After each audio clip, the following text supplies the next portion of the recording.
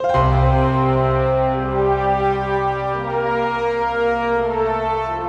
विद्यार्थी मित्रांनो, मी अमोल आगरकर, इंजिनियर अमोल चॅनलमध्ये पुन्हा एकदा आपले मनापासून स्वागत करतो। आजच्या व्हिडिओमध्ये मुख्यत्वे आपण बघणार आहोत की विद्यार्थ्यांचे जे प्रश्न आहेत, मागच्या 1-2 व्हिडिओमध्ये मला विद्यार्थ्यांचे भरपूर प्रश्न आले, काही महत्त्वाचे वाटले, त्यावर आजच्या व्हिडिओमध्ये आपण जास्तीत जास्त प्रश्नांची उत्तर द्यायचा प्रयत्न करणार आहे, जेणेकरून तुमचा एखादा प्रश्न असेल तर तुम्हाला त्याचं उत्तर मिळेल या व्हिडिओमध्ये। ठीक आहे, त्यामुळे व्हिडिओ कुठे स्किप करू नका, एखादा महत्त्वाची इन्फॉर्मेशन तुमच्याकडून मिस होईल आणि मी थोडं क्विकमध्ये घेणार आहे कारण की भरपूर प्रश्न आहे। मित्रांनो, पहिला प्रश्न आहे वाल्मिक यांचा, give special information regarding MSCDCL उपकेंद्र सहायक वॅकन्सी, म्हणजे महावितरणमधील उपकेंद्र सहायक ऑपरेटरची वॅकन्सीबद्दल डिटेल इन्फॉर्मेशन द्या। त्या रिलेटेड एक सेपरेट व्हिडिओ आपण मागच्या 8 दिवसाआधी दिलेला आहे, तो व्हिडिओ बघा। जर तुम्ही आपल्या चॅनलशी कनेक्टेड नसाल तर कनेक्टेड व्हा किंवा सबस्क्राईब करून ठेवा, जेणेकरून जे अपडेट्स तुम्हाला मिळत राहतील।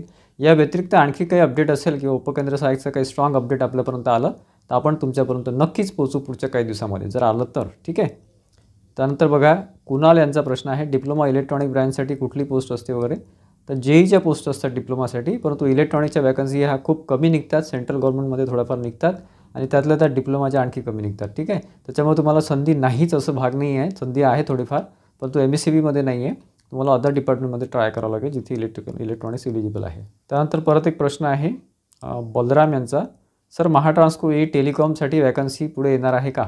महाट्रान्सको ए टेलिकॉमसाठी वॅकन्सी म्हणजे टेलिकॉम ब्रँचसाठी महाट्रान्सकोमध्ये वॅकन्सी एक तर निघत नाही, निघाली तर खूप कमी प्रमाणात निघते, मागे 1-2 वेळा निघालेली आहे, आता पुढे कधी येईल काही सांगता येत नाही। महाट्रान्सकोमध्ये इलेक्ट्रिकल म्हणा किंवा टेलिकॉम म्हणा, हे साधारण पुढच्या 1-2 वर्षामध्ये एक्सपेक्ट करू शकतो, परंतु सध्या कन्फर्म त्याबद्दल सांगणार नाही। काय अपडेट आलं तर आपण तुम्हाला तसं काही कळवूच समजा असेल तर।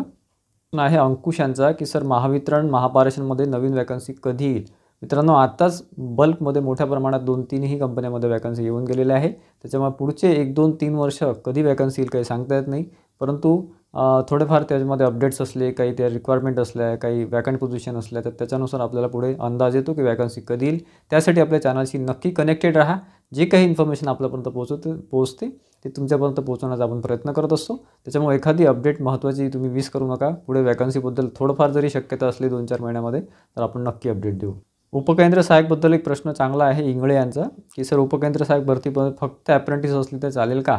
फक्त ॲप्रेंटिस प्लस तुम्हाला अनुभवसुद्धा इथे मागितलेला आहे, परंतु इथे बरंचसं कन्फ्युजन आहे। नवीन जेव्हा ॲड येईल आपल्याला, हे 2019चं मी मागच्या व्हिडिओमध्ये सांगितलेलं आहे, नवीन जेव्हा ॲड येईल त्यामध्ये आणखी काही कन्फ्युजन आपले क्लिअर होतील किंवा जे काही डाऊट्स क्लिअर होतील, तर त्यामध्ये ॲप्रेंटिस आवश्यक आहे।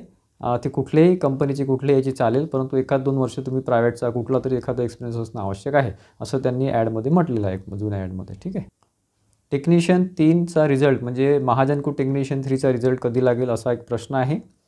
तर त्याच्यामध्ये बघा महाजनको टेक्निशियन त्याबद्दल आपण अपडेट दिलेलंच आहे, त्याचा रिझल्ट हा सप्टेंबरच्या एंडिंगमध्ये त्यांनी अपेक्षित सांगितलेला आहे महाजनकोनी, त्याच्यामुळे 30 तारखेपर्यंत त्याचा रिझल्ट लागून देईल, सप्टेंबरच्या म्हणजे या महिन्याच्या 30 तारखेपर्यंत हे बऱ्यापैकी कन्फर्म झालं आहे आता। ठीक आहे, महावितरणमध्ये ज्यांचं DV झालेलं आहे किंवा ज्यांचे प्रोसेस झालेलं आहे त्यांचं जॉईनिंग कधी मिळेल वगैरे असा एक प्रश्न आहे।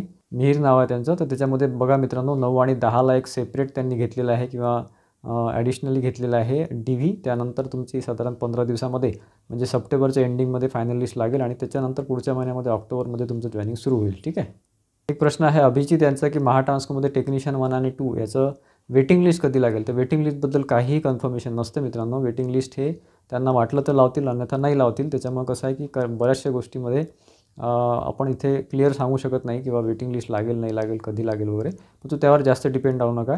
स्पेशली ज्या काही त्यांना लावायचे होते महापारेषणने ते ऑलरेडी वेटिंग लिस्ट लावलेले आहे। ठीक आहे, एक प्रश्न आहे अजित यांचा की महाडिस्कॉम EE पेंडिंग पोझिशनसाठी वेटिंग लिस्ट किंवा न्यू ॲड येईल का? तर वेटिंग लिस्ट वगैरे परत काय ते लावणार नाही आहे।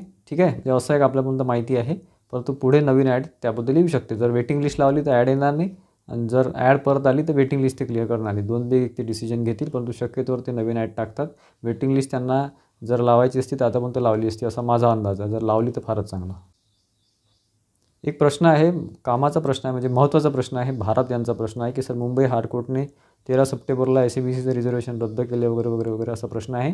तर SCBCच्या आरक्षणाचा आणि आताचे जे काही रिझल्ट लागलेले आहे किंवा त्याची जी लिस्ट आहे त्याच्यामध्ये काही फरक पडेल का, त्याच्यामध्ये काही चेंजेस होईल का? त्याच्यामध्ये काहीही बदल होणार नाही, तुम्ही निश्चिंत राहा। जे काही SCBCचं आरक्षण आहे किंवा मराठा आरक्षण आहे, जे काही त्याच्यामध्ये नवीन GR किंवा नवीन नियम येतील त्याचा जुन्या भरतीवर काही परिणाम होणार नाही, कारण की ती प्रोसेस खूप पुढे गेलेली आहे. त्याच्यामध्ये आता चेंजेस करता येणार नाही आहे. ज्यांचं सिलेक्शन झालं त्यांचं सिलेक्शन कन्फर्म आहे, त्याच्यामध्ये काही बदल होणार नाही आहे. ठीक आहे. LDCचा रिझल्ट रवीना म्हणून आहे, यांचा प्रश्न आहे LDC म्हणजे याचा जी एक्झाम झालेली आहे महापारेषणची LDCची, त्याचा रिझल्ट कधी लागेल? तर रिझल्ट आता पुढच्या 8-10 दिवसामध्ये किंवा 15 ते 20 तारखेमध्ये, ॲक्च्युली 15पर्यंतच अपेक्षित आहे. मग तो आपण 2-4 दिवस मागे पुढे जर पकडले तर 20 तारखेच्या आतमध्ये त्याचा रिझल्ट येऊन जाईल. महानिर्मितीमध्ये नॉन टेक्निकल ज्याच्या पोस्ट आहे जसं LDC वगैरे त्याची वॅकन्सी येऊ शकते का, असा एक प्रश्न आहे विजय यांचा.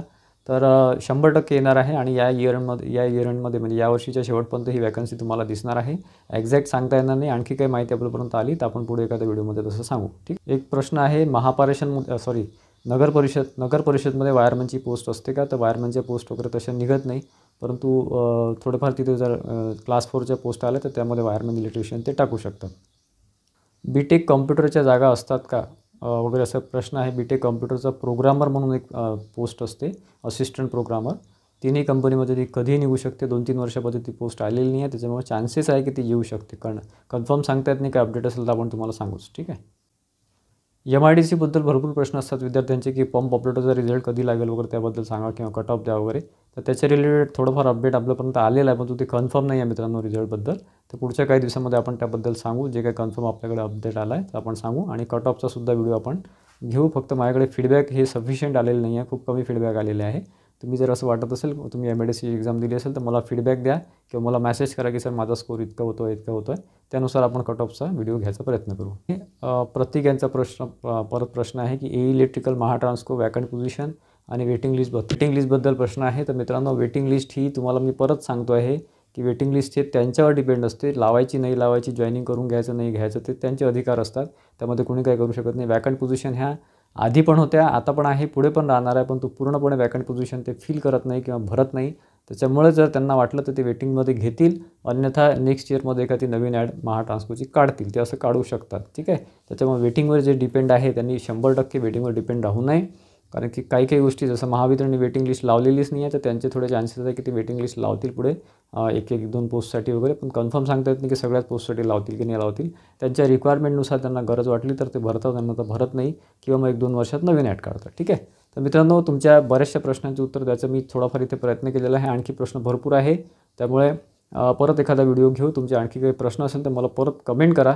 आपण त्यावर जे महत्त्वाचे प्रश्न वाटतात ते आपण घ्यायचा प्रयत्न करू. आणि बाकी आता याच्यामध्ये अपडेट्स आपण वरच्यावर देतच राहतो. मुख्यत्वे प्रश्न असतात उपकेंद्र सहाय्यक वगैरे, तर उपकेंद्र सहाय्यकची वॅकन्सी ही कन्फर्म नाही आहे. आली तर 1-2 महिन्यामध्ये येऊन जाईल, अन्यथा 6 महिनेसुद्धा येणार नाही, सांगता येत नाही. त्याच्यामुळे तुम्ही तयारीमध्ये राहा. बाकी तुम्हाला मी ऑलरेडी सांगितलेलं आहे की त्या रिलेटेड काही अपडेट असेल तर मी तुम्हाला परत एकदा सांगतो की मी आवर्जून तुमच्यापर्यंत तो पोहोचवण्याचा प्रयत्न करेल. ठीक आहे. त्या रिलेटेड आपली वेबसाईट आहे engineeramol.com, त्यावरसुद्धा आपण सगळं रिटर्नमध्ये टाकलेलं आहे, सिलेबस वगैरे सगळं टाकलेलं आहे, तुम्ही बघू शकता. खाली लिंक दिलेली आहे, त्यानुसार तुम्हाला सिलेबस वगैरे, अभ्यास कसा करायचा, बुक्स वगैरे सगळं तिथे माहिती मिळून जाईल. तर असं करतो मित्रांनो की बऱ्यापैकी तुमच्या प्रश्नांची उत्तर द्यायचा मी आजच्या व्हिडिओमध्ये प्रयत्न केलेला आहे. या व्यतिरिक्त आणखी काही अपडेट्स असले तर मी परत तुम्हाला वरच्यावर अपडेट देतच राहतो. त्यासाठी आपल्या चॅनलला सबस्क्राईब करून ठेवा, बेल आयकॉनसुद्धा क्लिक करा, जेणेकरून अपडेट्स तुम्हाला मिळत राहतील. आणि व्हिडिओ आवडला असेल तर व्हिडिओला नक्की लाईक करा. धन्यवाद मित्रांनो.